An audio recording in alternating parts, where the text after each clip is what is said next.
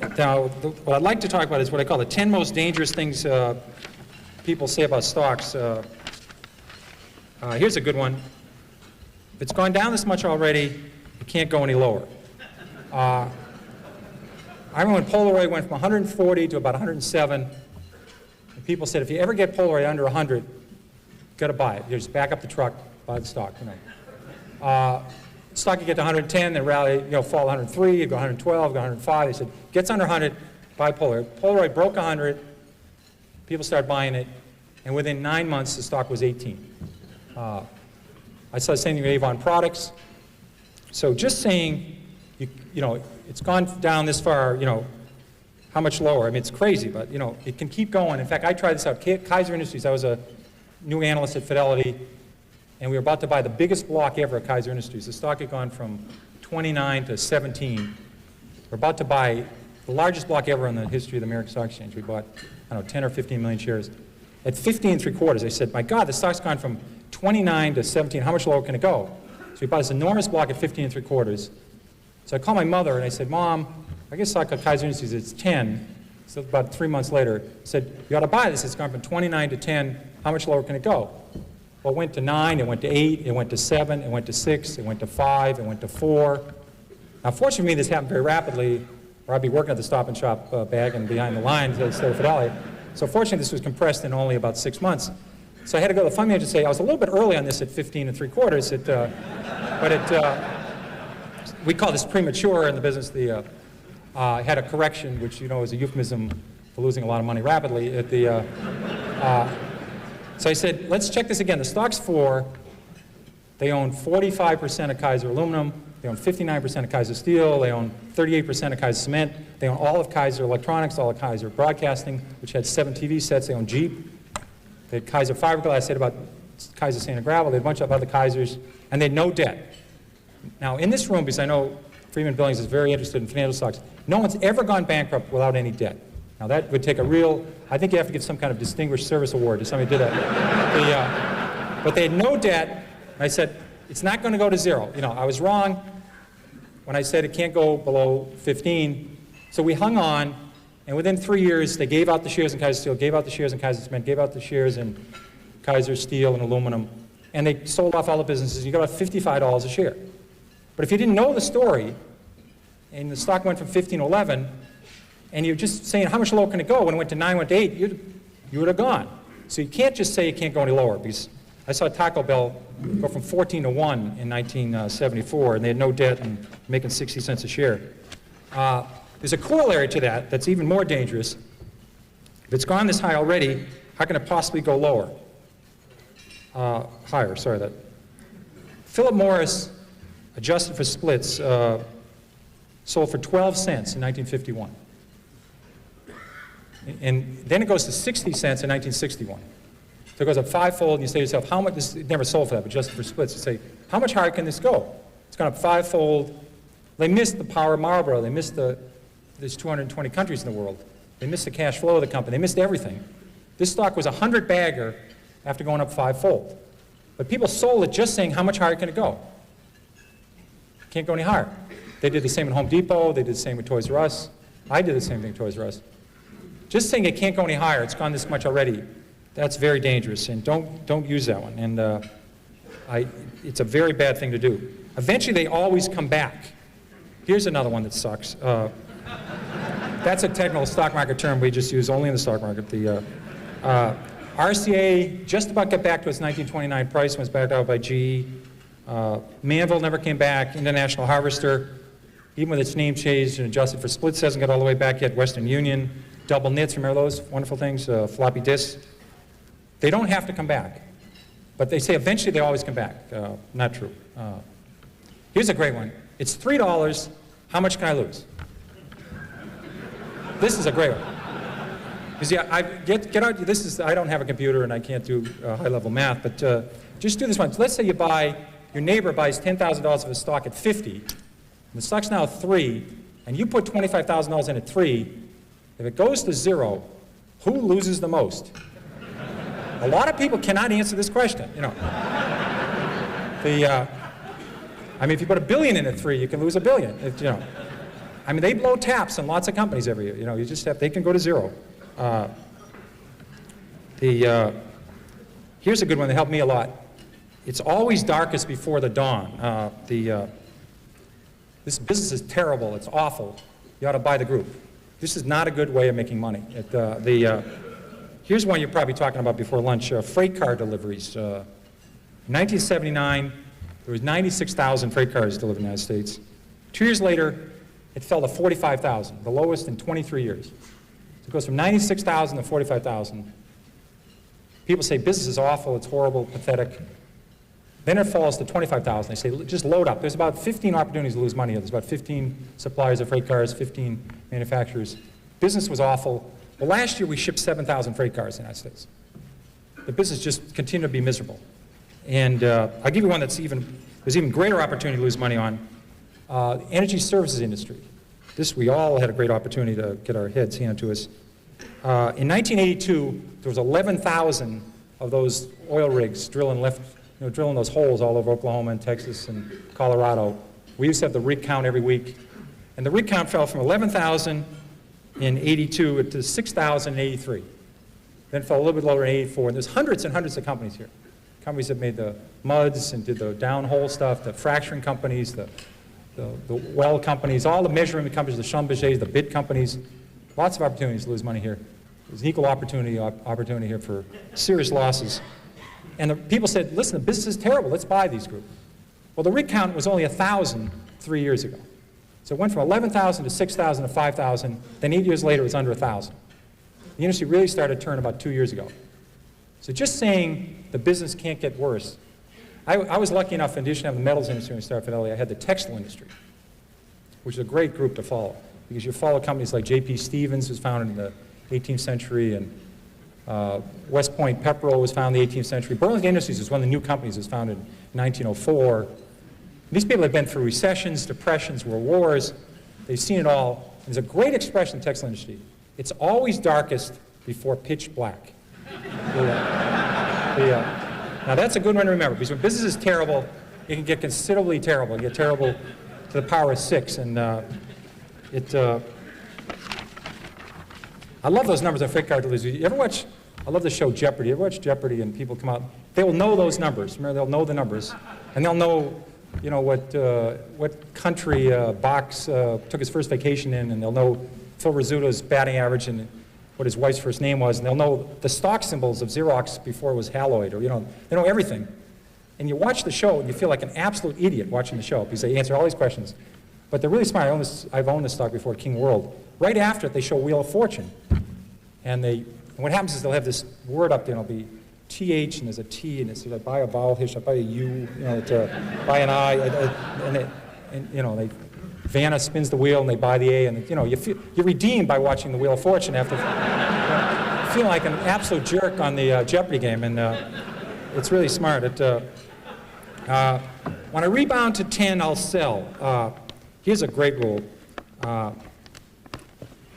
Somebody buys a stock at 10, and it falls to 6. They say, if it gets back to 10, I'll sell. Now, I think the math, 4 and 6, I can handle this level of math. I think that's about a 66% return. You ought to buy it. If you think it's going back to 10, you ought to buy the hell out of the damn thing. But they think if it gets back to 10, I'll sell. Now, what you ought to do is never put down a round number, because I think for the next 26 years, this stock will go between 5 and 9 1/4. It'll never get to 10. So maybe put 9 1/8 or 8 3/4. But just saying the stock, if it gets back what I paid for it, this is a very important rule. This is one of the key rules. The stock doesn't know you own it. Remember that. You could be a miserable person. You could have, you know, never helped anybody, never done anything right, had 67 spouses, never done anything right. If you owned Coca-Cola the last 50 years, it's gone up 300-fold. You could be the greatest human in the world, help Special Olympics, help the mentally challenged, help poor people, help AIDS people. If you own Bethlehem Steel, it's lower than it was 30 years ago. It's not your fault. Don't take this personal, you know. But people treat stocks sometimes like a grandchildren or a puppy. I mean, they think the stock knows who you are. You know, it doesn't work that way. What me worry? I own conservative stocks. I don't have to worry. I own conservative stocks.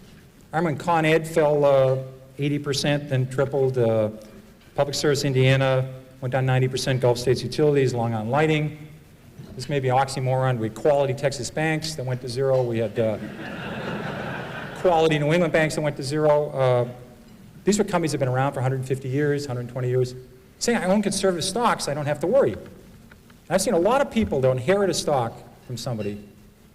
They'll say, you know, my mother said on her deathbed, don't sell the Long Island Lighting. You know, you always wondered, you know, she's going to heaven, or hopefully where she's going to heaven. You know, they talk about a Little League game or a vacation or a game of hearts they had, or imagine talking on your deathbed about Long Island Lighting. And you say, well, you know, but you get these stories all the time. And I think your mother would have noticed, she wouldn't have sold at 29, but she would have noticed they had this little plant that was about $6 billion over budget. No one wanted it and wasn't working, and Long Island stopped growing. So maybe she would have turfed it at 22 or got out at 18. She wouldn't have let it go to 4. You know, so just because you inherit some stock and it's so-called conservative, like Eastman Kodak fell 75%, IBM fell 75%, don't tell anybody you own a conservative stock. Companies are very dynamic. I don't buy that argument. Here's a very dangerous one. Look at all the money I've lost. I didn't buy it. People do this all the time. They say, I didn't own Blockbuster, I didn't own Home Depot, I didn't own Toys R Us. Eric, it was very nice to say some nice things about when I came up here, and Manny has been nice to me. I literally, one of my books listed on 2 pages, in the 13 years I ran Magellan, I listed, I think about 200 stocks, A through L, on the New York Stock Exchange. They went up tenfold or more that I didn't own while I ran Magellan. I had owned lots of stocks. I listed 200 stocks A through L. I stopped at the letter L, and I didn't own any of these shares. They went up tenfold or more, and I was able to do okay with Magellan. And people worry all the time about missing Microsoft, missing Western Digital, missing United Airlines. They spend all their time worrying about stocks they miss. You cannot lose money in a stock you don't own. That's a very important, the only way to lose money is buy a stock, have it go down, and sell it. That's the only way. And I swear that people, their spouse has to cut out the newspaper in the morning, cut out the C's, and the person will look at the M's, oh my God, Microsoft's up 3, you know, I was going to buy 1,000 shares of Microsoft, I lost 3,000 of Microsoft last night while I was sleeping, you know. I was going to buy 7,000 shares of National Semiconductor at 10, it's now 17, I just lost $49,000 on National Semiconductor. They do this all the time. They have to cut holes. Thank God Blockbuster finally went away, because that was early in the alphabet. People would always be looking how much they lost on Blockbuster. I missed that one. I'll catch the next one. That usually does not work. Toys R Us, there was a lot of copycats of Toys R Us. There was Child World, there was Lionel, there was copycats of Home Depot. Buying the next of something usually doesn't work. It's very bad. It's like buying on dips. I think it's always better to buy from dips. I always thought it was a better rule than buy on dips. You may have to explain this to some other people.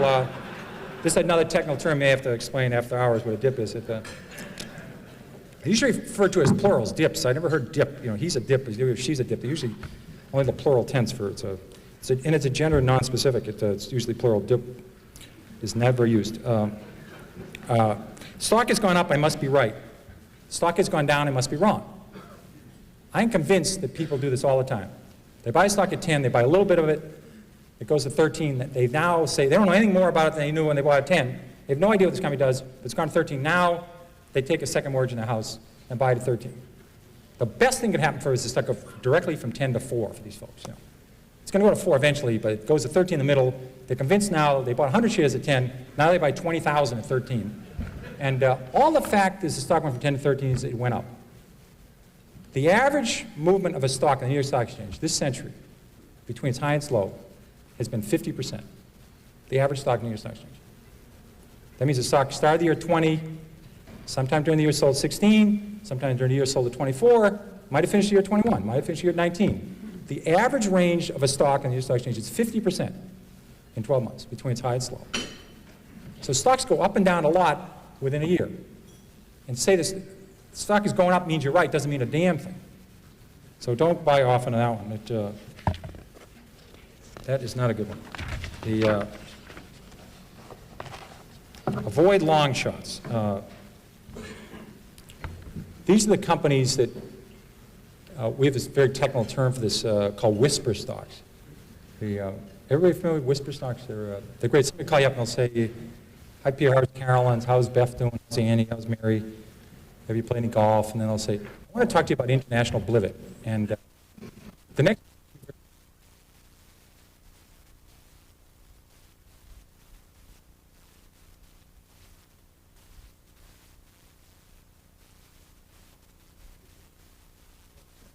get one of those, they'll get a shorter term in those places where they have Nordic tracks and they put them away and they don't have to make big rocks into small rocks. They just watch movies and they have Nordic tracks, but they will not get these people if they whisper into the phone.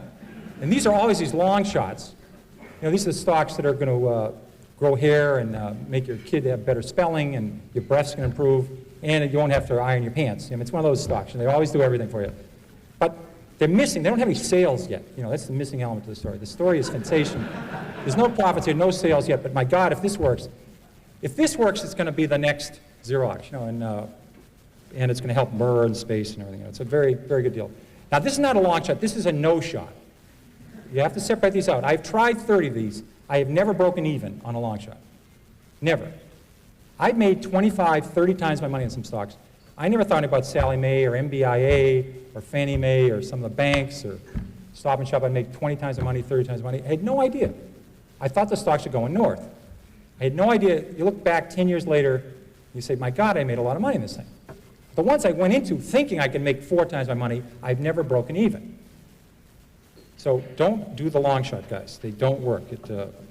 They simply don't work. And again, if a stock's 3 and it has huge potential, write down the story, take the stock symbol.